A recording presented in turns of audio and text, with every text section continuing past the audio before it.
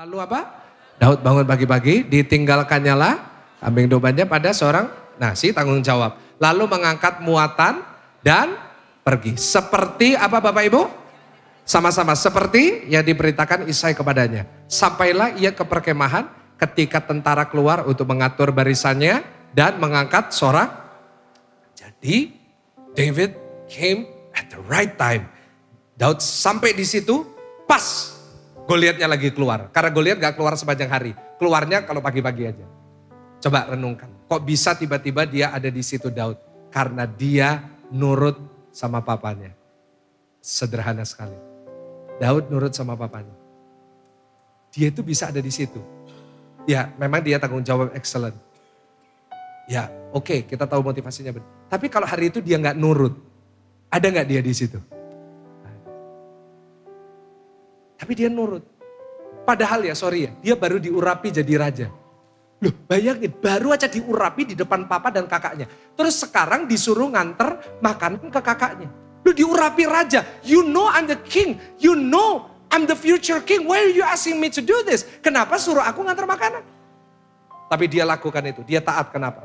Bukan berarti dia senang. Saya yakin mungkin dia ngerasa loh kok aku yang disuruh. Tetapi dia lakukan itu kenapa?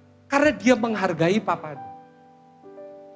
Dia tahu meskipun dia yang raja, posisinya tinggi, pegawai istana. Waktu pulang harus tetap menghargai orang-orang yang di rumah. Halo.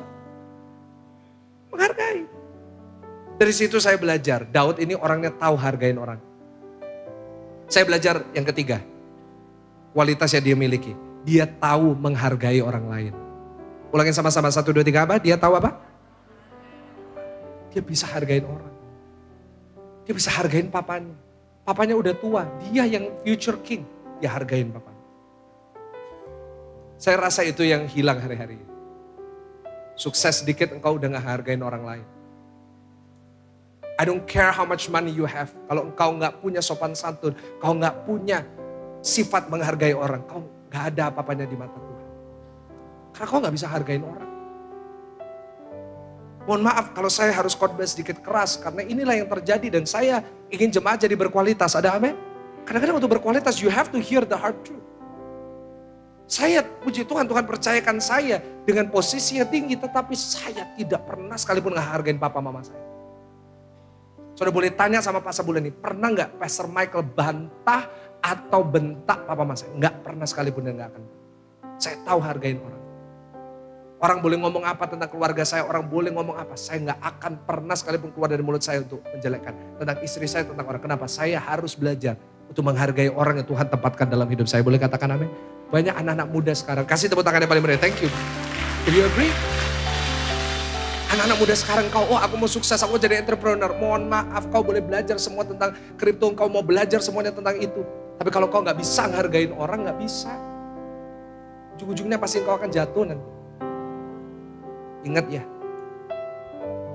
kita tuh hargain orang karena kita hargain Tuhan. Ada amin? Karena gini, saya catat sebagai slide terakhir. Bagian dari kita hargain Tuhan adalah kita menghargai manusia yang Tuhan sudah tempatkan dalam hidup kita.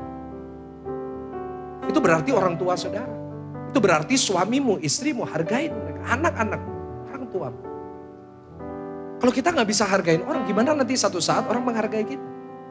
Satu saat kita akan jadi orang yang berhasil tapi orang semua benci sama kita. Apakah kita mau seperti itu? Tentunya enggak. Daud tahu menghargai orang. Dia benci sama Saul mungkin. Dia marah sama Saul. Kita udah belajar minggu lalu. Tetapi Daud tetap menghargai. I will not touch the person who is anointed by God. Aku gak akan menyentuh orang yang diurapi Tuhan. Kenapa? Dia tahu hargain orang. Doa saya. Kau punya kualitas ini.